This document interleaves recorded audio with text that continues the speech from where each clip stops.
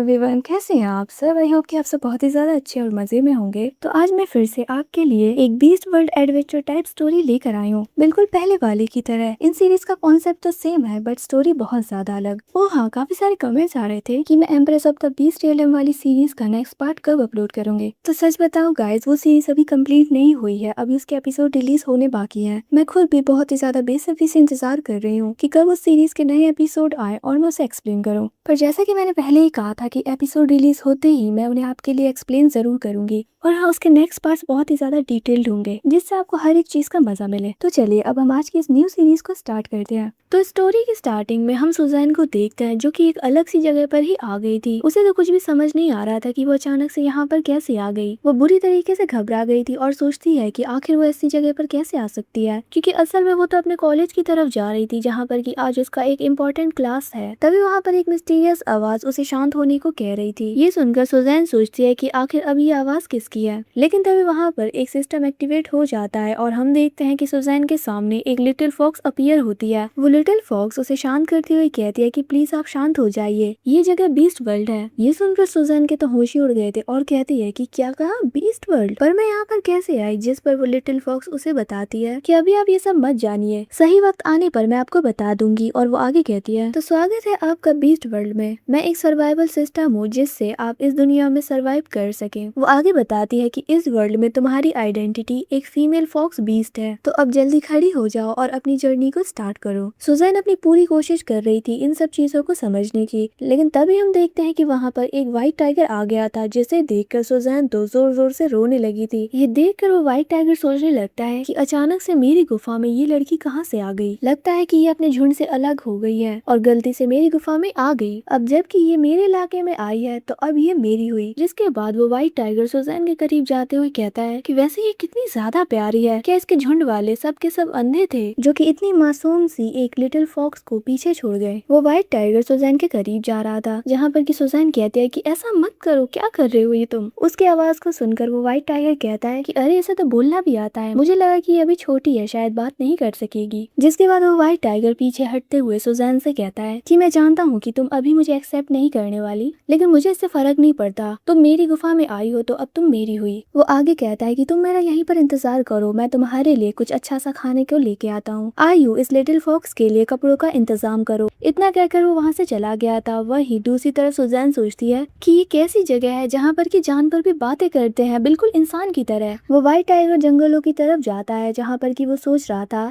कि little fox अभी बहुत ज्यादा वीक है, मुझे उसे अच्छे से खिला पिलाकर तंदुरुस्त बनाना होगा और उसकी काफी ज्यादा देखभाल करनी होगी। जिसके बाद हम कुछ टाइम बाद का सीन देखते हैं जहाँ पर कि वो जो व्हाइट टाइगर था अपने ह्यूमन फॉर्म में आता है और वो सुजैन के लिए फ्रेश मीट लेकर आया था। उसके क्लैन के दूसरे बीस्टमैन कहने लगते हैं किंग आप वापस आ गए, पर वो तो सीधा सुजैन की तरफ जाते हुए कहता है कि ये लो, मैं तुम्हारे लिए फ्रेश मीट लेकर आया हूँ, ये तुम्हें जरूर पसंद आएगा। उसके ह्यूमन फॉर्म को देखकर सुजैन तो हैरान हो गई थी और वो मन में सोचती है कि क्या यहाँ पर कोई मजाक चल रहा है, एक व्हाइट टाइगर इतना ज्यादा हैंडसम कैसे हो सकता है। सुजैन आंखें फाड़ फाड़ कर उस व्हाइट टाइगर को देख रही थी। ये देख वो व्हाइट टाइगर सुजैन से कहता है, क्या लिटिल फॉक्स को मेरा ह्यूमन फॉर्म मेरे बीस्ट फॉर्म से ज्यादा पसंद आया है। उसकी इस बात का सुजैन के पास कोई जवाब नहीं होता। तभी वो सिस्टम एक्टिवेट होता है और वो लिटिल फॉक्स सुजैन को बताती है कि जैसे जैसे वो इस बीस्ट वर्ल्ड में सेटल होती जाएगी उसे पॉइंट्स मिलते जाएंगे, जिससे वो सिस्टम की चीजों को एक्सेस कर पाएगी, जो कि सुजैन की इस वर्ल्ड में सर्वाइव करने के काफी ज्यादा काम आएंगी। दूसरी तरफ सुजैन सोचती है कि अगर मैं इस व्हाइट टाइगर को मना लूं तो शायद वो मुझे यहाँ से जाने देगा, वरना मैं तो हमेशा के लिए यहीं पर फंसी रह जाऊंगी।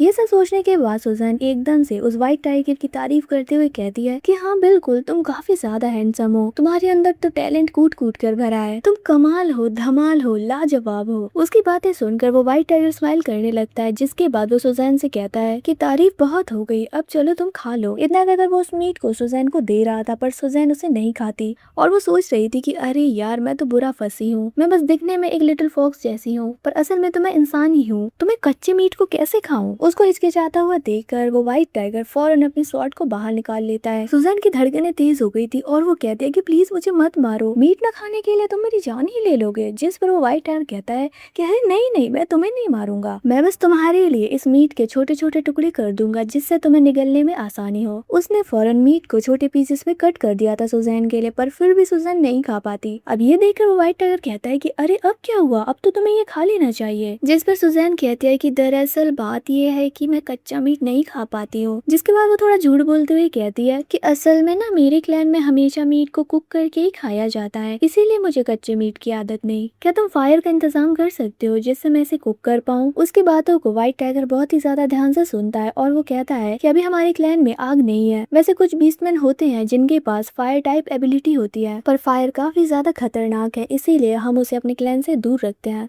अब ये सब देखकर क्लैन की दूसरी फीमेल्स कहने लगती हैं कि मिस लिटिल फॉक्स तो कितनी ज्यादा नाजुक है, वो तो रॉ मीट भी नहीं खा पा रही है, बिल्कुल बच्चों की तरह। सुजैन रॉ मीट को खाने के बारे में सोचकर ही उल्टियां करने लगती है, पर तभी वो व्हाइट टाइगर उसके करीब जाकर उसे संभालते हुए सोचने लगता है कि मैं आज से पहले कभी भी इतनी डेलिकेट फीमेल से नहीं मिला जो कि रॉ मीट को भी ना खा सके। अगर ऐसा ही चलता रहा तो ये तो मर जाएगी। जिसके बाद वो कहता है कि लिटिल फॉक्स तुम चिंता मत करो, मैं कहीं से भी तुम्हारे लिए फायर लेकर आऊंगा। जिसके बाद वो वहाँ से जाता है और जाते जाते वो चैन को ऑर्डर देता है कि मेरे आने तक तुम लिटिल फॉक्स का ख्याल रखोगे, समझ गए। जिस पर चैन फौरन ग्रीट करते हुए कहते हैं कि जैसा आप कहें किंग। वो व्हाइट टाइगर उड़कर वहाँ से चला गया था। अब ये देखकर तो सुजैन हैरान रह गई थी और वो सोचती है कि एक टाइगर के पास विंग भी हो सकते हैं, यहाँ तो हर एक पल कुछ नया हो रहा है। सुजैन के रिएक्शन को देखकर तभी चैन उससे कहता है कि इसमें हैरानी की कोई बात नहीं है, हम हेवनली टाइगर क्लैन से बिलोंग करते हैं जहाँ पर की टाइगर्स के पास विंग्स होती हैं और लॉर्ड शुआन ने तो अपनी विंग्स बहुत ही ज्यादा कम एज में ही ग्रो कर ली थी।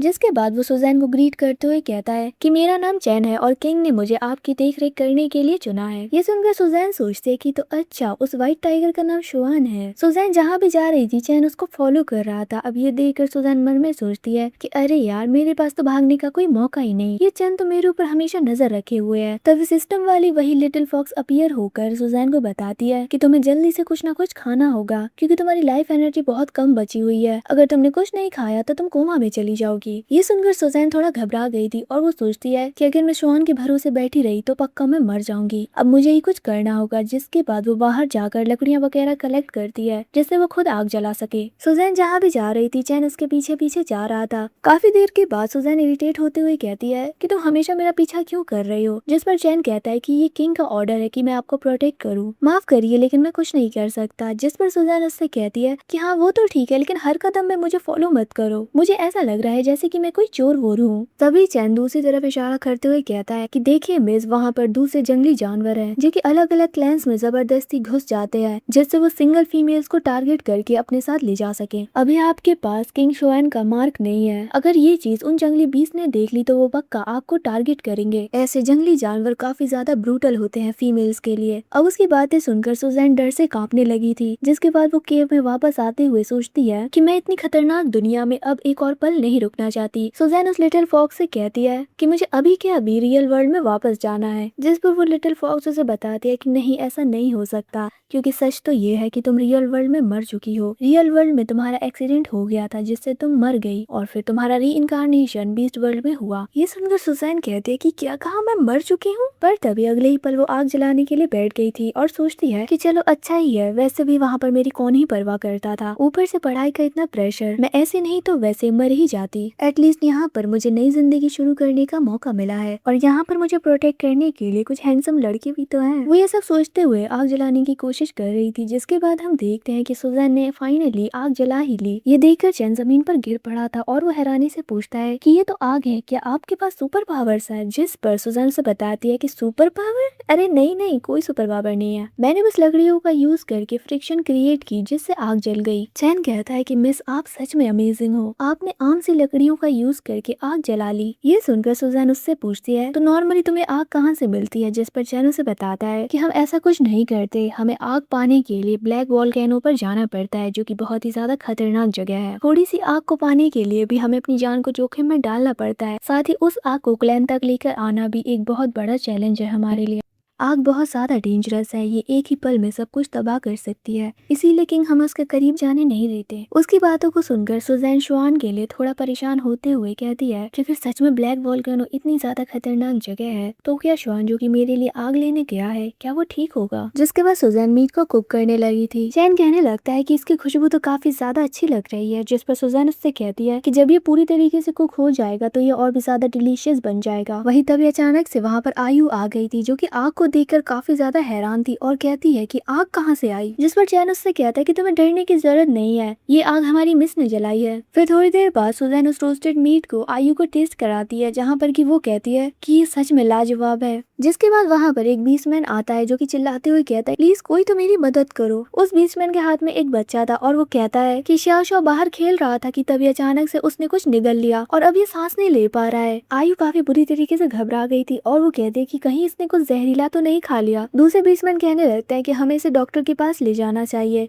जिस पर एक दूसरी फीमेल कहने लगती है कि लेकिन हमारे पास तो 20 क्रिस्टल ही नहीं है, उसके बिना तो कोई डॉक्टर यहाँ पर नहीं आएगा, ऊपर से किंग शुआन भी यहाँ पर नहीं है, अब हम करे तो करे क्या। वो सभी बुरी तरीके से डरे हुए थे। तभी एक बीस्टमैन कहने लगता है हम प्रीस्ट को प्रे करने को कह सकते हैं जिससे शाओ शाओ बच जाए, अब वही है जो हमारी मदद कर सकते हैं। ये सुनकर तभी शाओ शाओ का फादर जिसका नाम दाई था वो तुरंत वहाँ से भागकर प्रीस्ट के पास चला जाता है। अब ये सब देखकर सुजैन कहने लगते हैं कि प्रे करने से क्या होगा, इस बच्चे को सांस नहीं आ रही है, हमें अभी कुछ ना कुछ करना ही होगा, चलो हटो सामने से, मुझे कोशिश करने दो। इतना कहकर वो आगे बढ़ती है, जहाँ पर कि आयु से कह रही थी कि प्लीज मिस मेरे बच्चे को बचा लीजिए। सुजैन शाओ शाओ के पेट के ऊपर प्रेशर डाल रही थी जिससे उसके गले में जो भी अटका हो वो बाहर आ जाए, पर वो खुद भी श्योर नहीं थी कि ये काम करेगा भी या नहीं। काफी देर तक ऐसा करने के बाद हम देखते हैं कि फाइनली शाओ शाओ के गले के अंदर जो भी अटका था वो बाहर आ ही जाता है। ये देखकर वहाँ पर मौजूद सभी बीस्टमैन काफी ज्यादा खुश हो गए थे। वो कहने लगते हैं कि मिस आप कमाल की हैं, आपकी वजह से शाओ शाओ आज बच पाया। आयु तो रो रो कर सुजैन का शुक्रिया अदा कर रही थी। आयु शाओ शाओ को सुलाने लगती है। दूसरी तरफ ये सब देखकर सुजैन मन में सोच रही थी कि ये बीस्ट वर्ल्ड बहुत ज्यादा क्रूअल है, यहाँ पर आधे से ज्यादा न्यूबॉर्न बच्चे तो कभी बड़े हो ही नहीं पाते, क्योंकि बड़े होने तक या तो वो वाइल्ड बीस्ट का शिकार बन जाते हैं या फिर भूख से ही मर जाते हैं। इसीलिए ही इन लोगों के लिए अपने बच्चे बहुत ज्यादा मैटर करते हैं, क्योंकि ये बच्चे ही क्लैन की आखिरी उम्मीद है। अगर ये अपनी जनरेशन को आगे नहीं बढ़ाएंगे तो इनका हेवनली टाइगर क्लैन तो खत्म हो जाएगा। जिसके बाद वहाँ पर दाई आता है और वो कहता है कि आयु प्रीस्ट मान गए हैं शाओ शाओ के लिए प्रे करने के लिए, हमें बस उन्हें एक बहुत बड़ा शिकार करके देना होगा और हमारा शाओ शाओ ठीक हो जाएगा। जिस पर जब आयु से कहते हैं कि नहीं अब इसकी जरूरत नहीं है, जल्दी से मिस का शुक्रिया अदा करो क्योंकि उनकी वजह से ही शाओ शाओ अभी जिंदा है। ये सुनकर दाई हैरान होते हुए सुजैन का शुक्रिया अदा करता है, जिस पर सुजैन कहती है कि नहीं ये सब करने की कोई जरूरत नहीं है, मुझे बस जितना आता था वो मैंने किया, तुम लोगों को अब शाओ शाओ की देखभाल करनी चाहिए। अब वो ये सब कह ही रही थी कि तभी वहाँ पर एक लेडी आती है जिसका नाम हुआ लिंग था और वो सुजैन को देखकर कहने लगती है कि आखिर मैं भी तो देखूं कि क्लैन में कौन सी नई फीमेल आई है। अब सुजैन को शॉन की जगह पर बैठा देखकर हुआ लिंग तो बहुत बुरी तरीके से चिढ़ गई थी और वो कहती है कि आखिर इस 2 कौड़ी की लड़की की इतनी औकात हो गई कि वो हमारे किंग की जगह पर बैठे है, कौन ये, कहाँ से आई है। जिस पर तभी चैन आगे बढ़ते हुए कहता है कि हुआ लिंग किंग शुएन ही इन्हें यहाँ पर लेकर आए हैं तो तुम्हें इनकी इज्जत करनी चाहिए। ये सुनकर हुआ लिंग का खून खौल उठा था और वो चिल्लाती हुई कहती है नीच लड़की, हमारे किंग को फंसाने की तुम्हारी हिम्मत कैसे हुई, वो कभी भी तुम्हारी जैसी लड़की को भाव नहीं दे सकते, पक्का तुमने ही कुछ न कुछ किया होगा। मैं बहुत सालों से इस क्लैन में हूँ और मैंने कभी किंग को किसी दूसरी फीमेल को अटेंशन देते नहीं देखा, यहाँ तक कि मैंने भी कितनी बार कोशिश की जिससे मैं उनकी पार्टनर बन सकूं, पर मेरा स्टेटस इतना हाई होने के बाद भी कभी भी उन्होंने मुझे नहीं पूछा और वो तुम्हें इतना अटेंशन दे रही है जिसके पास तो स्पिरिचुअल पावर भी नहीं है। अब उसकी बातों को सुनने के बाद सुजैन तो चिल मारते हुए कहती है कि तुम्हारा क्या मतलब है कि मैंने उसे फंसाया, हाँ असल में तो तुम्हारा किंग ही मुझे पाने के लिए तड़प रहा था। इतना कहकर सुजैन शॉन की जगह पर लेट जाती है। ये सुनकर हुआ लिंग हैरान होते हुए कहते कि क्या क्या ये सच है, और वो मन में सोचने लगती है कि कहीं इस लड़की में सुपर पावर्स तो नहीं जिस वजह से किंग इसके पीछे पड़े हैं, पर जितना मुझे पता है तो पावर्स तो सिर्फ बीस्ट मैन के पास होती है, फीमेल्स के पास नहीं। अब चाहे जो हो मुझे इस लड़की को हमारे क्लैन से निकालना ही होगा। इतना कहकर हुआ लिंग सुजैन से कहती है कि बदतमीज लड़की, तुम्हें पता भी है मैं कौन हूँ, तुम ऐसे मुझसे कैसे बातें कर सकती हो। जिस पर सुजैन कहते हैं कि अपने मुंह से, और कैसे। उसकी बातें सुनकर हुआ लिंग का पारा चढ़े जा रहा था और वो कहती है कि अब बस बहुत हो गया, तुम्हारी जैसी बेशरम लड़की को मैं अच्छे से जानती हूँ, तुम्हारी जैसी औरतें हमारे क्लैन के ऊपर बस एक बोझ है। मैं हमारे पीठ से कहकर तुम्हें यहाँ यहाँ से निकलवा दूंगी। जिस पर दाई कहता है कि मिस हमारे क्लैन के ऊपर बोझ नहीं है, उनकी वजह से ही शाओ शाओ आज जिंदा है। क्लैन के दूसरे बीस्टमैन भी चिल्लाते हुए कहते हैं कि हाँ ये बिल्कुल सही कह रहा है, हमने अपनी आंखों से देखा। जिस पर हुआलिंग उन सभी को शांत करते हुए कहती है तुम सब अपने मुंह बंद रखो, शाओ शाओ आज प्रीस्ट की ब्लेसिंग की वजह से जिंदा है क्योंकि उन्होंने उसके लिए प्रे किया था। जिस पर तभी सुजैन उससे कहती है कि लेकिन प्रीस्ट ने तो कहा था कि वो एक शिकार के बदले प्रे करेंगे और अभी तक तो दाई और आयु ने उन्हें शिकार दिया भी नहीं, तो आखिर तुम किस ब्लेसिंग की बात कर रही हो। सुजैन की इस बात का हुआलिंग के पास कोई जवाब नहीं होता, तो वो बस सुजैन को धमकाते हुए कहती है कि रुको, तुम ऐसे नहीं मानोगी, मैं आज जो कुछ भी हुआ सब कुछ हेवनली प्रीस्ट को बताऊंगी और फिर तुम्हें पता चलेगा कि तुमने किससे पंगा लिया है। इतना कहकर वो वहाँ से जा ही रही थी कि तभी उसके रास्ते में आयु उससे टकराती है। उसके हाथ में एक रैबिट था। ये देखकर हुआलिंग कहती है कि आखिर ये रैबिट किसके लिए है, जिस पर वो थोड़ा डरते हुए कहते हैं कि ये मिस के लिए है। ये सुनकर हुआलिंग उससे कहती है कि तुम्हें पता है ना कि हमारे क्लैन में शिकार छुपाना कितना बड़ा जुर्म है। सबसे पहले शिकार को हाई रैंकिंग के बीस्टमैन्स खाते हैं, उसके बाद ही क्लैन के दूसरे बीस्टमैन। चलो जल्दी से अब ये मुझे दे दो। पर आयु उसे वो शिकार नहीं देती और वो कहती है कि नहीं, मैं ये मिस के लिए लेकर आई हूँ क्योंकि उन्होंने मेरे बेटे की जान बचाई थी, मुझे माफ कर दीजिए, मैं आपको ये नहीं दे सकती। ये सुनकर हुआलिंग उसके बाल खींचते हुए कहती है कि अब तुम्हारी भी हिम्मत हो गई कि तुम मुझे डिसरिस्पेक्ट करो। हाँ, क्या तुम्हें डर नहीं है कि हेवनली प्रीस्ट तुम्हें सजा देंगे। आयु रोते हुए कहने लगते है कि नहीं, मेरा वो मतलब नहीं था, आप गलत समझ रही है। जिसके बाद हुआलिंग सुजैन का सारा गुस्सा उसके ऊपर ही उतार देती है। वो तो उसे पीटने ही लग गई थी। दाई उसे बचाने के लिए जाता है पर दूसरे बीस्टमैन उसे रोक देते हैं। दाई कहने लगता है कि नहीं, मुझे छोड़ो, मुझे अपनी आयु को बचाना ही होगा। दूसरी तरफ सुजैन सिपाहियों के ऊपर चिल्लाते हुए कहते हैं कि तुम लोग शक्ल क्या देख रहे हो, जाओ उसको जाकर बचाओ। जिस पर वो सिपाही भी डरते हुए कहते हैं कि नहीं, हम ऐसा करने की हिम्मत नहीं कर सकते क्योंकि हुआलिंग हेवनली प्रीस्ट की चूजन वन है और वो हमारे हेवनली टाइगर क्लैन की अगली प्रीस्ट बनेगी। अगर हम हुआलिंग के खिलाफ गए तो वो हमारा क्लैन में जीना हराम कर देगी। अब ये सुनकर सुजैन को और भी ज्यादा गुस्सा आ जाता है। जिसके बाद हम देखते हैं कि वो बिना कुछ सोचे एक बड़े से पत्थर को उठाकर हुआलिंग के सर पर दे मार दिया। उसके एक ही वार से हुआलिंग तो बेहोश हो गई थी। ये देखकर सभी बीस्टमैन और फीमेल्स हैरान रह गई थी और वो कहते हैं कि बाप रे बाप, इतनी बेरहमी से कौन मारता है, उन्होंने तो एक ही बार में हुआलिंग को बेहोश कर दिया।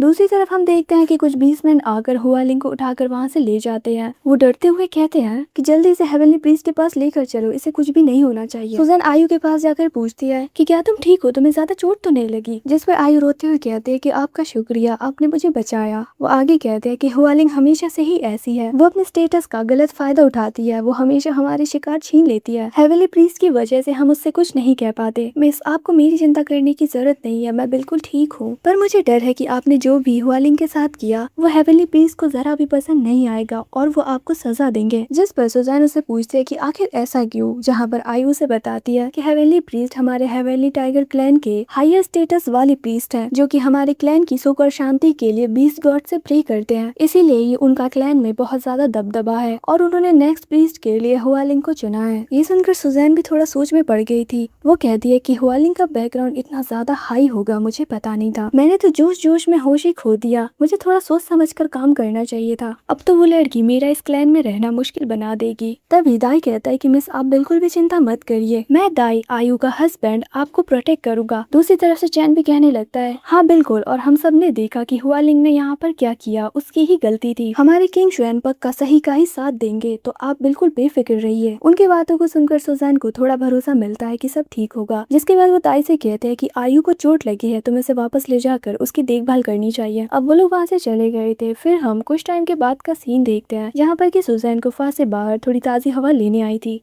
वो इधर उधर जा रही थी कि तभी उसे कुछ प्लांट्स देखते हैं। ये देखकर वो सोचने लगती है कि अरे हाँ, मैं तो भूल ही गई थी कि हमारी क्लास में प्लांट्स और हर्ब्स के बारे में काफी ज्यादा पढ़ाया गया था, शायद वो पढ़ाई आज यहाँ पर किसी काम आ जाए। इतना कहकर वो कुछ हर्ब्स को देख रही थी। तभी एक हर्ब को पकड़ते हुए वो कहती है कि अरे इस हर्ब के बारे में तो मुझे पता है, इससे इंजरीज बहुत जल्दी हील होती है। वो कहने लगी थी कि आयु काफी ज्यादा इंजर्ड थी, मुझे ये उसे देना चाहिए जिससे वो ठीक हो जाए। इतना कहकर वो एक के बाद एक काफी सारे हर्ब्स को कलेक्ट करती जाती है। ये देखकर दूसरी तरफ चैन हैरानी के साथ उससे पूछता है कि मिस, आप इन्हें क्यों कलेक्ट कर रही हैं? ये तो बस आम से पौधे हैं। जिस पर सुजैन उससे कहते हैं कि ये आम पौधे नहीं है, ये कुछ खास तरीके के हर्ब्स हैं जिससे घाव जल्दी ठीक हो जाते हैं। क्या तुम इनमें से कुछ आयु को देकर आओगे जिससे उसकी चोटें जल्दी ठीक हो जाएं? उसे बताना कि इसे पीस कर उसका जो रस निकले वो अपने घाव पर लगा ले। उसकी बातें सुनने के बाद चैन उससे पूछता है कि क्या आपको हर्ब्स के बारे में सच में इतना पता है? जितना मैं जानता हूँ तो क्लैन में सिर्फ कुछ डॉक्टर्स ही हैं जिन्हें हर्ब्स के बारे में प्रॉपर नॉलेज है, लेकिन उनसे इलाज करवाने पाने के लिए हमें बहुत ही ज्यादा महंगे बीस्ट क्रिस्टल्स का यूज करना पड़ता है। यहाँ तक कि हेवनली प्रीस्ट की ब्लेसिंग पाने के लिए भी हमें क्रिस्टल की जरूरत पड़ती है या हमें उन्हें खाना प्रोवाइड करना पड़ता है। पर इन सब के बावजूद भी क्लैन के कितने ही बीस्टमैन, फीमेल्स और बच्चे मर जाते हैं बीमारी से। हम जैसे आम बीस्टमैन दिन रात शिकार करते हैं और मुश्किल से ही हमें भरपेट खाना मिलता है, और अगर एक बार के लिए शिकार करते करते हम इंजर्ड हो गए तो बस हमें अपनी मौत का इंतजार करना पड़ता है, क्योंकि हमारे पास 20 क्रिस्टल नहीं होते अपनी इलाज करवाने के लिए। उसकी ये सारी बातें सुनकर तो सुजैन को बहुत ज्यादा बुरा लगता है, पर तभी चैन एकदम से खुश होते हुए कहता है कि पर अब ये नहीं होगा, क्योंकि मिस आपको भी हर्ब्स की नॉलेज है, आप हमें बचा सकती हैं। चैन काफी ज्यादा खुश था। जिसके बाद सीन यहाँ से शिफ्ट होता है और हम शॉन को देखते हैं जो कि सुजैन के लिए आग लेकर आया था। उसके हाथ वगैरह जल गए थे और वो सुजैन से कहता है कि ये लो, मैं तुम्हारे लिए आग लेकर आ गया, जल्दी इसका यूज कर लो, और अगर तुम्हें आगे भी कभी आग की जरूरत पड़े तो मुझे बताना, मैं तुम्हारे लिए लेकर आऊंगा। सुजैन उससे कहते हैं कि लेकिन तुम्हारे हाथ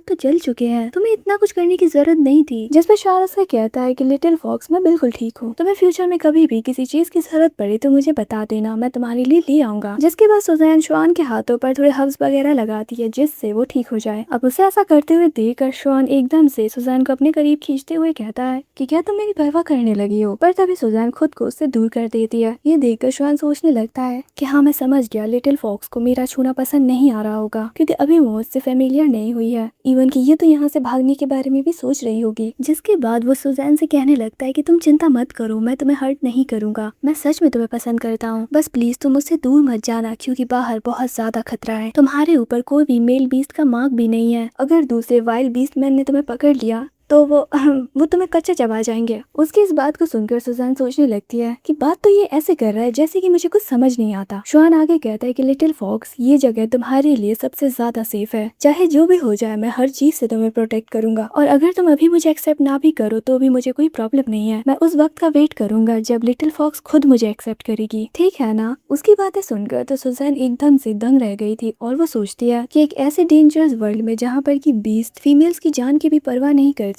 वहाँ पर ये बंदा मेरे लिए वेट करेगा कि मैं उसे खुद से एक्सेप्ट करूं। यही सब बातें सोचते हुए सुजैन ब्लश कर रही थी, जहाँ पर कि शॉन उसे बहुत ही ज्यादा ध्यान से देख रहा था। तभी शॉन की नजर सुजैन की जलाई उसी आग पर पड़ती है और वो पूछता है कि ये आग कहाँ से आई, जिस पर सुजैन उसे बताती है कि ये मैंने जलाई है लकड़ी का यूज करके। इतना कहकर वो उसे दिखाने लगती है। ये देखकर शॉन तो उससे और भी ज्यादा इम्प्रेस हो गया था और वो कहती है कि मेरे लिटिल फॉक्स, तुम्हें तो कितना कुछ आता है, तुम कमाल हो। जिसके बाद सुजैन शॉन को रोस्टेड मीट देते हुए कहती है कि वैसे मेरा नाम सुजैन है, तो तुम मुझे लिटिल फॉक्स मत कहो। ये सुनकर शॉन तो बहुत ज्यादा खुश हो गया था और वो कहता है कि जो तुम्हारा नाम सुजैन है, मैंने आज से पहले तो ऐसा नाम कभी नहीं सुना, तो अब से मैं तुम्हें प्यार से सू बुलाऊंगा। वो ये सब कह ही रहा था कि तभी सुजैन थोड़ा उदास होते हुए कहने लगती है कि मुझे माफ कर दो, मुझसे गलती हो गई है। जिस पर शॉन उससे पूछता है कि आखिर ऐसा क्या हुआ जिससे मेरी सू इतनी ज्यादा उदास हो गई है। सुजैन डरते हुए बताती है कि मैंने हुआलिंग को पत्थर से मारा था, जिस वजह से वो बेहोश हो गई थी। अब सुजैन आगे भी कुछ कहती कि तभी वहाँ पर हुआलिंग आ गई थी और वो चिल्लाते हुए कहती है, किंग शॉन, आपको मेरा बदला लेना ही होगा, मेरे साथ अन्याय हुआ है। अब हुआलिंग को वहाँ पर देख कर तो सुजैन और भी ज्यादा डर गई थी, पर तभी शॉन उसको संभालते हुए कहता है, तुम मत डरो, ये लड़की तो हमेशा से ही ऐसे ड्रामे करती है। जिसके बाद हुआलिंग कहने लगती है कि शॉन, इस लड़की ने मुझे पत्थर से मारा जिससे मैं मरते मरते बची हूँ, मैं एक प्रीस्ट हूँ, मुझे कोई भी ऐसे हिट नहीं कर सकता है ना। जिस पर शॉन उससे कहता है कि मेरी सू अच्छी और काइंड है, अगर उसने तुम्हें मारा है तो पक्का तुमने ही कुछ मार खाने वाले काम किए होंगे। ये सुनकर तो हुआलिंग एकदम से शॉक हो गई थी और वो सोचती है कि किंग शॉन एक प्रीस्ट की बजाय इसकी साइड ले रहे हैं। जिसके बाद वो शॉन से कहने लगती है, आयु ने एक शिकार किया था और वो उस शिकार को छुपा कर इसे दे रही थी। हमारे क्लैन का तो रूल है कि सबसे पहले शिकार हाई लेवल के बीस्टमैन खाते हैं। अब क्लैन की प्रीस्ट होने के नाते मुझे तो उसे सबक सिखाना ही था, मैंने तो बस अपना काम किया, लेकिन तभी इस लड़की ने एक बड़े से पत्थर से मेरे सर पर हमला कर दिया। अब ये बात सुनकर शॉन थोड़ा स्माइल करते हुए सोचने लगता है कि मेरी सू तो इतनी ज्यादा वीक है, पर वो कुछ ऐसा करेगी मैंने नहीं सोचा था। वहीं दूसरी तरफ सुजैन उससे कहती है कि लेकिन आखिर क्लैन में ऐसा रूल है ही क्यों, आखिर क्यों हाई रैंकिंग के बीस्टमैन ही शिकार पहले खाएंगे। वो शिकार आयु ने किया था तो उसका हक है उस शिकार पर, कोई भी जबरदस्ती उसके शिकार को उससे कैसे छीन सकता है। और यही लड़की थी जिसने पहले आयु पर हाथ उठाया, मैंने तो बस उसको बचाने के लिए वैसा किया। वो ऐसे ही बोली जा रही थी कि तभी शॉन उसको अपने करीब खींचकर शांत करते हुए कहता है कि बस बस सो बहुत हो गया, मैं समझ गया तुम्हारी बात, अब थोड़ा सांस लो। जिसके बाद वो हुआलिंग की तरफ देखते हुए कहता है कि हमारे क्लैन में ऑलरेडी 20 मैन का ग्रुप है जो कि शिकार लेकर आता है, तो तुम्हें आयु से शिकार छीनने की कोई जरूरत नहीं थी। और आज से मैं एक बात सबको क्लियर कर देना चाहूंगा कि हंटिंग ग्रुप के अलावा अगर कोई भी शिकार करता है तो वो उसका है। अगर किसी ने दोबारा जबरदस्ती किसी के शिकार को छीनने की कोशिश की तो उसे सजा मिलेगी। ये सुनकर हुआलिंग कुछ कह नहीं पाती क्योंकि आखिरकार शॉन किंग है और उसे उसका ऑर्डर फॉलो करना ही होगा। जिसके बाद हुआलिंग गुस्से में वहाँ से चली गई थी। तब अचानक से हुआलिंग के सामने उसके 2 बीस्टमैन हस्बैंड आते हैं और वो कहते हैं कि हुआलिंग ये सब करना छोड़ दो, तुम कब तक किंग शॉन की वजह से हम लोगों को इग्नोर करोगी। ये सुनकर हुआलिंग उनके ऊपर चिल्लाते हुए कहती है कि तुम गधे अपना मुंह बंद रखो। जिसके बाद वो उनसे कहती है कि तुम लोगों को मेरा एक काम करना होगा, जाओ जाकर किंग से कहो कि हेवनली प्रीस्ट उनसे मिलना चाहते हैं और जल्दी से किंग को इस गुफा से दूर लेकर जाओ। मैं उस लड़की को एक अच्छा सबक सिखाना चाहती हूँ। उसने क्या सोचा कि वो हुआलिंग के साथ कुछ भी कर सकती है। वहीं दूसरी तरफ हम सुजैन और श्वान को देखते हैं, जहाँ पर कि श्वान सुजैन को अपनी गोद में बिठाते हुए कहता है कि तुम्हें उस हुआलिंग से डरने की कोई जरूरत नहीं है, समझी। अगर उसने दोबारा मुश्किल खड़ी करने की कोशिश की तो मैं संभाल लूंगा, ठीक है। तभी सुजैन उससे पूछती है कि लेकिन हेवनली प्रीस्ट आखिर है कौन, मुझे ये तो बताओ। श्वान उससे कुछ कह पाता तभी वहाँ पर एक बीस्टमैन आकर कहता है योर मैजेस्टी, हेवनली प्रीस्ट आपसे मिलना चाहते हैं, वो भी अभी के अभी। जिस पर श्वान उससे कहता है कि ठीक है, उन्हें बताओ कि मैं आ रहा हूँ। श्वान सुजैन की फोरहेड पर एक किस करते हुए कहता है तुम यहीं पर रहकर मेरा इंतजार करना, मैं जल्दी तुम्हारे पास वापस आऊंगा। इतना कहकर श्वान हेवनली प्रीस्ट से मिलने के लिए चला गया था। अब उसकी ऐसी सब हरकतें और बातों को सुनकर सुजैन सोचने लगती है इस लड़की को थोड़ा हेसिटेट करना चाहिए, ये तो कितना ज्यादा बोल्ड है, पता नहीं कब क्या करता है। जिसके बाद हम देखते हैं कि सुजैन वहाँ पर लेट गई थी और वो सिस्टम पर कुछ चीजें चेक करने लगती है। वो कहती है कि बस रोस्टेड मीट खा खा कर तो मैं बोर हो गई हूँ, मुझे दूसरी चीजें भी खानी है। लेकिन तभी अचानक से वहाँ पर कुछ बीस्टमैन आकर उसे पकड़ लेते हैं। वो उसे खींचकर उस गुफा से बाहर ले जाने लगे थे, जहाँ पर कि सुजैन चिल्लाते हुए कहती है कि तुम लोग ये क्या कर रही हो, मुझे जाने दो, मेरा हाथ छोड़ो। वो बीस्टमैन सुजैन को बाहर ले जाकर उसे जमीन पर पटकते हुए कहते हैं नालायक लड़की, तुम्हारी हिम्मत कैसे हुई कि तुम हुआलिंग पर हाथ उठाओ और हमारे हेवनली प्रीस्ट को ऑफेंड करो। हाँ, अब हुआलिंग खुद तुम्हें सजा देगी। ये सब देखकर सुजैन सोचने लगती है कि क्या कमाल की चाल चली है हुआलिंग ने, उसने जानबूझ के श्वान को मुझसे दूर किया होगा जिस वजह से वो मुझे कैप्चर कर सके। जिसके बाद हुआलिंग सुजैन के बालों को खींचते हुए कहती है कि किंग शुआन का तुम्हें थोड़ा अटेंशन क्या मिल गया, तुम तो अपनी हैसियत ही भूल गई, तुमने मेरे सामने ऊंची आवाज में बात की, यहाँ तक कि मुझे मारा। सुजैन को उसकी बातें सुनकर बहुत ज्यादा गुस्सा आ रहा था और वो उसके मुंह पर थूक देती है। ये देखकर हुआलिंग का खून खौल उठा था और वो कहती है कि मैं इस क्लैन की होने वाली प्रीस्ट हूँ और तुम मेरे साथ ये सब कर रही हो, मैं इतनी बड़ी बेइज्जती कभी नहीं सह सकती। इतना कहकर हुआलिंग सुजैन के सर को जमीन पर दे मारती है। वो आगे कहती है कि अगर तुम नहीं होती तो किंग शुआन शायद मुझे अपना लेते, क्योंकि मैं इस क्लैन की नोबल लेडी हूँ, सिर्फ मैं ही उनके लायक हूँ। ये सब तुम्हारी गलती है, तुमने सब बर्बाद कर दिया। आज मैं तुम्हें दिखाऊंगी कि मुझे गुस्सा दिलाने का क्या अंजाम हो सकता है। उसको ये सब करते हुए देखकर उसका बीस्टमैन हस्बैंड आगे बढ़ते हुए कहता है कि हुआलिंग तुम्हें थोड़ा शांत होना चाहिए, किंग खुद इस लड़की को यहाँ पर लेकर आए हैं और उन्होंने इसकी जिम्मेदारी ली है, जिसका मतलब यही है कि ये लड़की उनके लिए खास है। अगर हमने इसके साथ कुछ भी गलत किया तो किंग हमें कभी माफ नहीं करेंगे। उसकी इस बात पर हुआलिंग उसकी तरफ घूरते हुए कहती है कि तुम्हें मुझे ज्यादा ज्ञान देने की जरूरत नहीं है, मुझे पता है कि मैं क्या कर रही हूँ। अभी तक ये लड़की हमारे किंग की पार्टनर नहीं बनी है, तो इसमें और आम लड़कियों में कोई ज्यादा फर्क नहीं। रही बात मेरी, तो मैं तो इस क्लैन की प्रीस्ट हूँ, किंग कभी भी इस एरी गैरी लड़की के लिए मुझे ब्लेम नहीं करेंगे। तभी वहाँ पर भागते हुए चैन आ गया था और वो कहता है कि हुआलिंग तुम्हें किसने परमिशन दी कि तुम मिस को ऐसे ट्रीट करो, जल्दी से उन्हें आजाद करो। पर तभी हुआलिंग अपने गार्ड्स को ऑर्डर देती है कि अभी के अभी चैन को रोको। जिसके बाद हम देखते हैं कि वहाँ पर बहुत सारे बीस्टमैन आकर चैन को पकड़ लेते हैं। हुआलिंग कहती है कि इस लड़की ने एक प्रीस्ट पर हाथ उठाने की हिम्मत की है, इसका मतलब है कि उसने बीस्ट गॉड को ऑफेंड किया है, तो इसको तो सजा मिलकर रहेगी। वो चैन से कहते हैं कि क्या तुम भी बीस्ट गॉड को डिसरिस्पेक्ट करना चाहते हो। जिस पर चैन उससे कहता है कि तुम बीस्ट गॉड के नाम पर अपने हिसाब बराबर कर रही हो, तुम अपना गुस्सा निकाल रही हो, है ना। एक बार किंग वापस आ जाए फिर देखना वो तुम्हारा क्या हाल करते हैं। जिस पर हुआलिंग हंसते हुए जवाब देती है कि क्या तुम नहीं जानते कि मैं कौन हूँ, मैं इस क्लैन की अगली प्रीस्ट बनने वाली हूँ, तो सबको डिसिप्लिन में रखना तो मेरा फर्ज बनता है। जिसके बाद वो अपने गार्ड्स को ऑर्डर देते हुए कहती है कि इस लड़की को 100 कोड़े मारो और इसको पकड़ के जंगल में फेंक देना, जिससे जंगली बीस्ट इसको खा जाए। बीस्टमैन कोड़े मारने के लिए सुजैन की तरफ तरफ बढ़ते हैं। ये देखकर सुजैन डरते हुए कहती है कि मेरी स्किन के ऊपर अगर एक भी कोड़ा लगा तो वो तो कट जाएगी और बहुत खून भी निकलेगा। अब वो उसे कोड़े मारने ही वाले थे कि तभी वहाँ पर श्वान अपने बीस्ट फॉर्म में आकर एक जोर की दहाड़ लगाता है, जिससे वो बीस्ट मैन तो दूर पीछे जा गिरे थे। श्वान काफी ज्यादा गुस्सा हो गया था और वो सुजैन के करीब जाता है। श्वान उसे रस्सियों से आजाद करता है और वो कहता है कि बस अब तुम्हें डरने की जरूरत नहीं है, मैं आ चुका हूँ। जिसके बाद वो बहुत ही ज्यादा गुस्से में हुआलिंग की तरफ देखते हुए कहता है, तुम्हारी इतनी हिम्मत कैसे हुई। श्वान को इसके आगे कुछ कहना ही नहीं पड़ता। हुआलिंग फौरन अपने घुटनों पर गिर जाती है और कहती है कि योर मैजेस्टी, मुझे मुझे माफ कर दीजिए। बाकी सारे बीस्टमैन भी उससे माफी मांग रहे थे, वहीं हुआलिंग की तो अब आवाज ही नहीं निकल रही थी। उसने आज से पहले कभी भी श्वान को इतने ज्यादा गुस्से में नहीं देखा था और वो सोचती है कि शायद आज उसने अपनी जिंदगी की सबसे बड़ी गलती करी है। वहीं तभी श्वान चैन को ऑर्डर देता है कि अभी के अभी हुआलिंग को खत्म कर दो। चैन कहता है कि जैसा आप कहे और वो आगे बढ़ रहा था, पर तभी हम देखते हैं कि वहाँ पर हेवनली प्रीस्ट आ गए थे, जिन्हें देखकर क्लैन के सारे बीस्टमैन उन्हें ग्रीट कर रहे थे। अब हेवनली प्रीस्ट को देखकर सुजैन कहने लगती है कि तो ये है हेवनली प्रीस्ट जिसके दम पर हुआलिंग इतना उछलती है। सुजैन सिस्टम का यूज करके हेवनली प्रीस्ट की आइडेंटिटी को जानने की कोशिश करती है, जहाँ पर ये उसे पता चलता है कि हेवनली प्रीस्ट तो बस एक नॉर्मल बीस्टमैन है, इसके पास तो कोई खास पावर नहीं। वही श्वान बहुत ही ज्यादा गुस्से में हेवनली प्रीस्ट से कहता है कि अब आखिर आप यहाँ पर क्या करने आए हैं। आपकी चुनी हुई इस प्रीस्ट ने मेरी सू के ऊपर हमला करने की कोशिश की, अगर मैं वक्त रहते यहाँ पर नहीं पहुँचता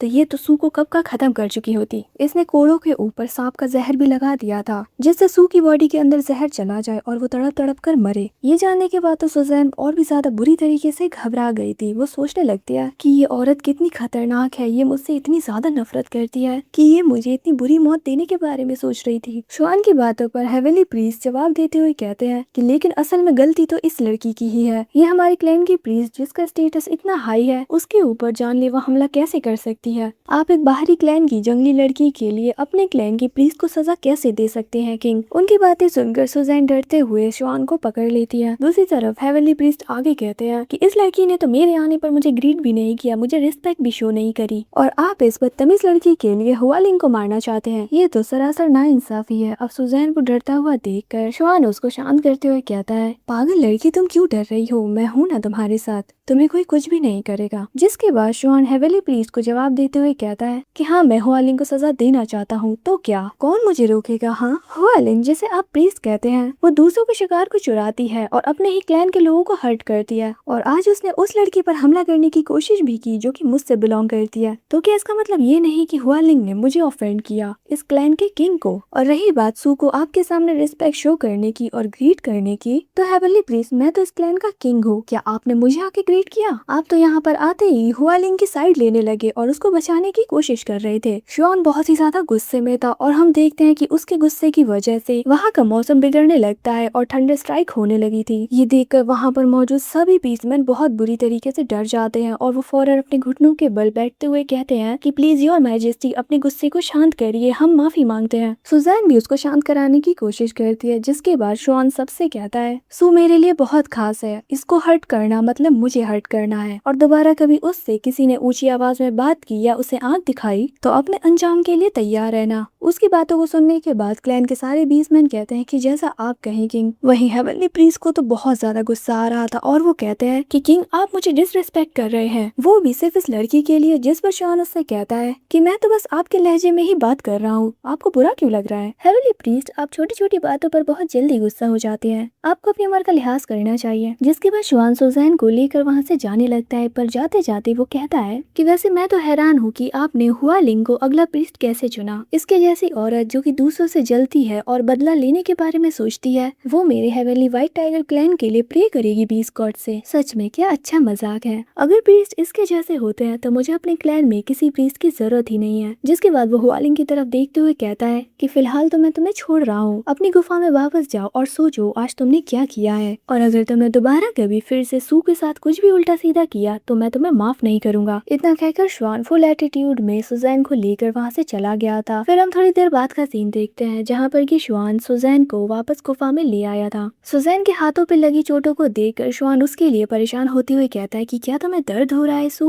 रुको, मैं अभी के अभी डॉक्टर को लेकर आता हूँ, वो तुम्हें ठीक कर देंगे। पर तभी सुजैन उसे रोकते हुए कहते हैं कि नहीं, इसकी जरूरत नहीं है, मैं ठीक हूँ। ये कहते हुए वो शॉन का हाथ पकड़ रही थी। तभी शॉन उसको गले लगाते हुए कहता है कि ये सब मेरी ही गलती है, मुझे तब तुम्हें अकेला छोड़कर नहीं जाना चाहिए था। अगर मैं नहीं जाता तो वह ऐसा कुछ नहीं कर पाते। पर तुम चिंता मत करो, एक बार तुम ऑफिशियली मेरी वाइफ बन गई तब तो हेवनली प्रीस्ट क्या, सुप्रीम प्रीस्ट भी कुछ नहीं कर पाएंगे। जिस पर सुजैन उससे कहते हैं कि नहीं, ये तुम्हारी गलती बिल्कुल नहीं है, बल्कि तुमने तो मेरे खातिर प्रीस्ट को नाराज कर दिया। मुझे बचाने के लिए तुम्हारा शुक्रिया। जिस पर शॉन उससे कहता है कि हुआ लिंग का नेचर हमेशा से ऐसा ही रहा है, वो हमेशा सबको धमकाते रहती है, वो सबके ऊपर दबदबा बनाए रखती है। तो उसके साथ जो भी हुआ वो उसी के लायक थी। और रही बात हेवनली प्रीस्ट को ऑफेंड करने की, तो डरने की कोई बात नहीं है। बस सुजैन फौरन उससे पूछते है कि बस क्या? उसके फेस को देखकर शॉन हंसते हुए कहता है कि कुछ नहीं, जब तक मैं तुम्हारे साथ हूँ तुम्हें किसी चीज के बारे में चिंता करने की जरूरत नहीं, तुम बस आराम करो। इतना कहकर वो उसकी नाक को टच करता है। सुजैन हंसने लगी थी और वो शॉन से पूछती है कि हाँ, तो वैसे तुम क्या कह रहे थे कि हुआ लिंग सबको धमका के रखती है? अभी कुछ देर पहले तक तो तुम ही सबको धमका रहे थे। तुम्हारे उस रूप को देखकर तो किसी की हिम्मत ही नहीं हुई कि वो कुछ बोले। इवन की पता है उस प्रीस्ट के भी पसीने छूट गए थे। अब सुजैन के मुंह से अपनी तारीफ सुनकर शॉन तो ब्लश करने लगता है और वो शर्माते हुए कहता है कि क्या तुम्हें ये अच्छा लगा?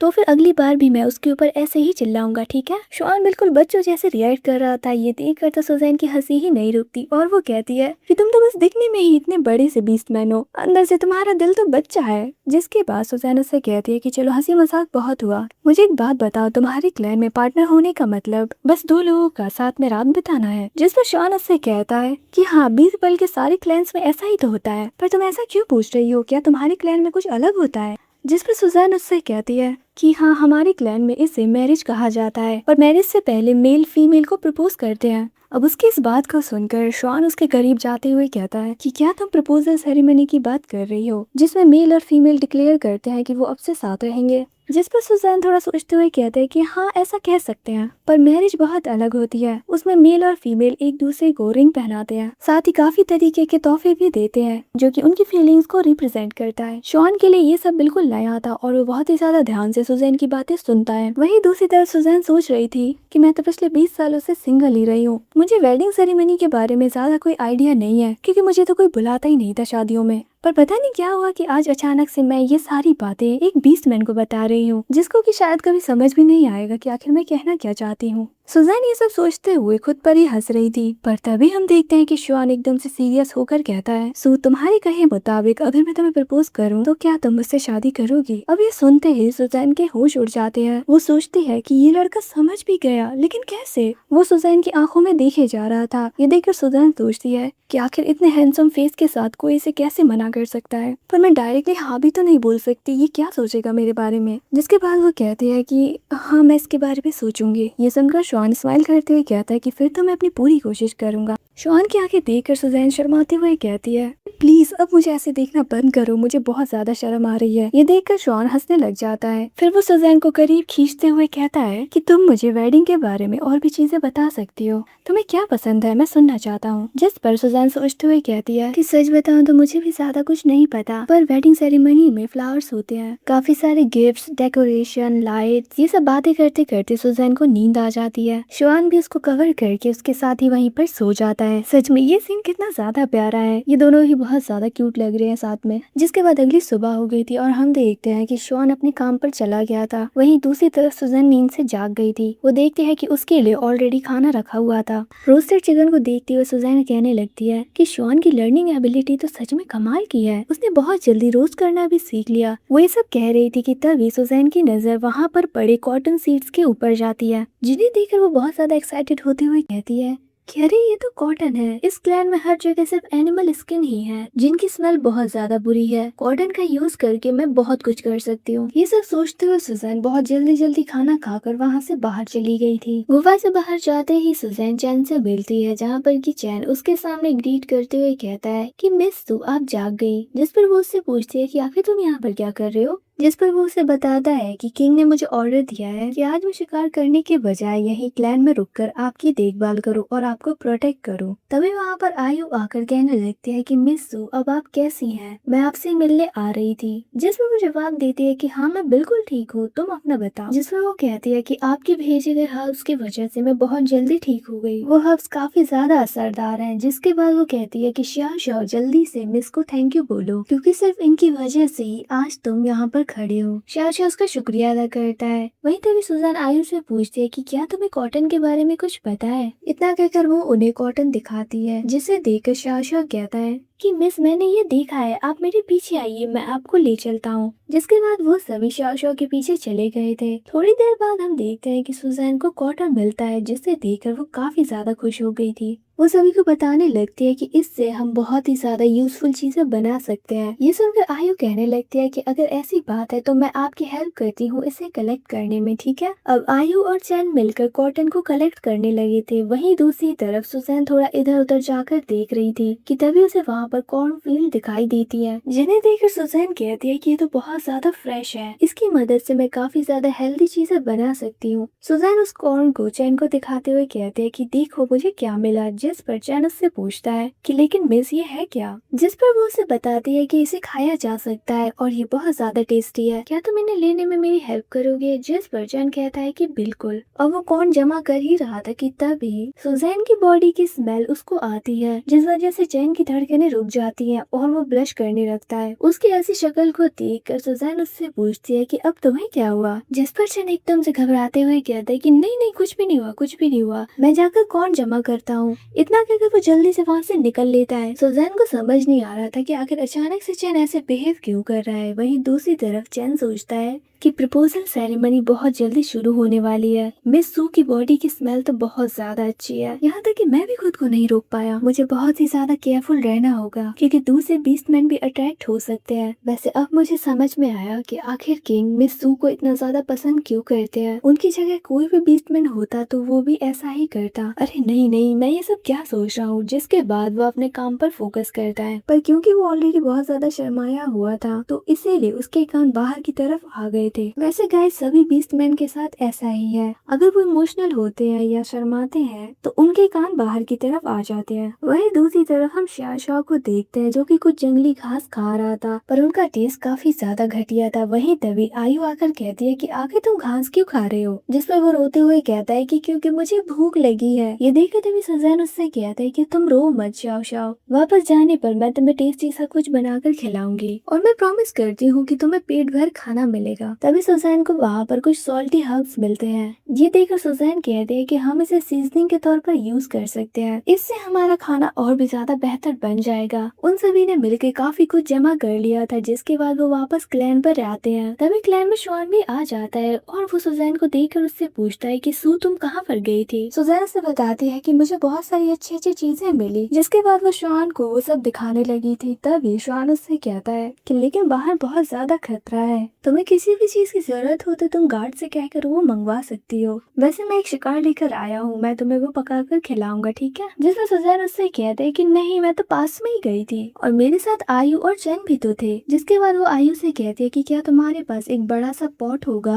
जिसमें मैं खाना बना सकूं? आयु को समझ नहीं आता कि आखिर सुजैन कह क्या रही है। फिर काफी देर समझाने के बाद आयु वहाँ पर एक पॉट लेकर आती है। सुजैन सूप बनाने लग गई थी, जहाँ पर कि वो क्लैन के सभी लोगों को सूप खिलाती है। शाओ को सूप देते हुए सुजैन कहते हैं कि ये गर्म है तो ध्यान से खाना, ठीक है, वरना तुम्हारी जबान जल जाएगी। शाओ को तो सूप बहुत ही ज्यादा टेस्टी लगता है और वो बार बार सूप पीने लगा था। क्लैन के बाकी लोग भी सूप पीकर काफी ज्यादा खुश थे। सुजैन सबको सूप बांट रही थी। फिर थोड़ी देर बाद वो सूप लेकर श्वान के पास जाती है और कहती है ये लो, तुम इसे टेस्ट करके देखो। अब श्वान जैसे ही वो सूप चखता है उसकी जबान जल जाती है क्योंकि वो सूप काफी ज्यादा गर्म था। अब सुजैन उससे कहती है कि अरे ध्यान से पियो, लाओ मैं इसे ठंडा कर देती हूँ। जिसके बाद सुजैन सूप ठंडा कर रही थी। ये देख कर श्वान मन में सोचता है कि सूप को तो कितना कुछ आता है, मैं बहुत ज्यादा लकी हूँ कि ये मुझे मिली। जिसके बाद सुजैन कहती है कि ये लो, अब ये ठंडा हो गया है, इसको स्मेल करो, बताओ ये कैसा है। लेकिन तभी श्वान एकदम से सुजैन के करीब जाकर उसको स्मेल करते हुए कहता है कि चाहे इसकी स्मेल जैसी भी हो तुमसे बढ़िया नहीं होगी।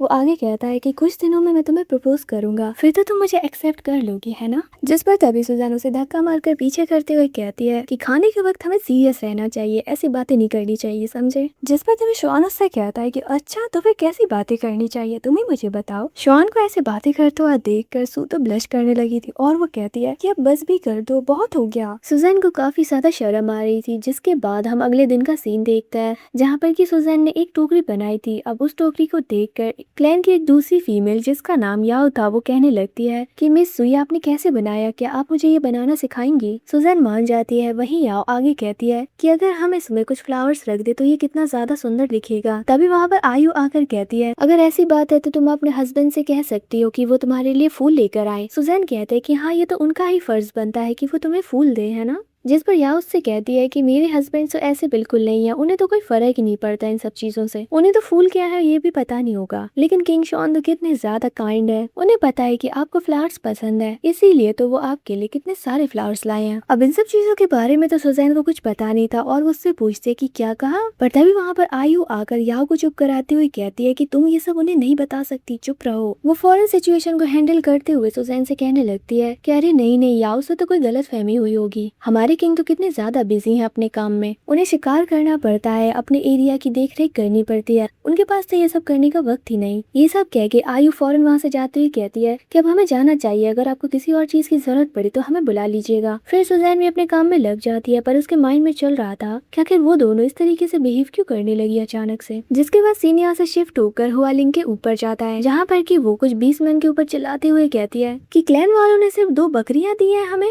इतने से क्या होगा, ये हमारे लिए काफी नहीं। जिस पर तभी वो गार्ड जवाब देते हुए कहता है कि ये 2 बकरियां सिर्फ हेवनली प्रीस्ट के लिए है, आपके लिए नहीं, क्योंकि किंग ने आपको सजा दी है कि आप कुछ दिनों तक अपनी गुफा में बंद रहेंगी। साथ ही आपके 20 मैन हस्बैंड्स को भी सजा मिली है, इसीलिए वो आपके लिए शिकार कर नहीं ला सकते। अगर आपको खाना चाहिए तो खुद शिकार करके लाना होगा। इतना कहकर वो वहाँ से चले गए थे। उनकी बातें सुनकर हुआलिंग को तो काफी ज्यादा गुस्सा आ रहा था। तभी हम देखते हैं कि वहाँ पर हेवनली प्रीस्ट आते हैं। वो हुआलिंग से कहते हैं कि बस कुछ दिन और, क्योंकि कुछ दिनों में प्रपोजल सेरेमनी स्टार्ट होने वाली है जिसमें कि क्लैन की सारी फीमेल्स पार्टिसिपेट करेगी। किंग शॉन का ध्यान अभी सिर्फ उस फॉक्स गर्ल के ऊपर है, साथ ही सुप्रीम प्रीस्ट अभी तक यहाँ पर नहीं आए हैं, तो इसीलिए मैं किंग से पंगा लेने की हिम्मत नहीं कर सकता। पर तुम चिंता मत करो, हम इस मैटर को इतनी आसानी से जाने नहीं देंगे। एक बार सुप्रीम प्रीस्ट आ जाए फिर मैं उनसे तुम्हारे लिए न्याय मांगूंगा। हुआलिंग उनकी बातें मान जाती है। जिसके बाद सीन यहाँ से शिफ्ट होता है और हम सुजैन को देखते हैं जो कि सोच रही थी कि आखिर शॉन अभी तक वापस क्यों नहीं आया। पर तभी उसी मोमेंट पर शॉन गुफा में एंटर करता है पर वो काफी ज्यादा गंदा था। ये देखकर सुजैन उससे कहती है कि तुम्हारी ऐसी हालत कैसे हुई, तुम तो बिल्कुल कबाड़ी वाले लग रहे हो। लेकिन तभी शॉन सुजैन को गले लगाते हुए कहता है कि ये सब बातें मत करो, मैं काफी ज्यादा थक गया हूँ, मुझे भूख भी लगी है। उसके ऐसे करते हुए देखकर सुजैन ब्लश करती हुई कहती है कि हाँ हाँ मैं तुम्हारी नौटंकी को अच्छे से समझ रही हूँ, तुम्हें सबसे पहले जाकर नहा लेना चाहिए। अब ये सुनकर शॉन सुजैन को गोद में उठाते हुए कहता है कि अगर ऐसी बात है तो फिर तो मैं अकेले नहीं नहाने वाला, तुम्हें भी मेरे साथ चलना होगा। शॉन सुजैन को पकड़ते हुए हॉट स्प्रिंग की तरफ बढ़ने लगा था। वहीं तभी सुजैन सोचती है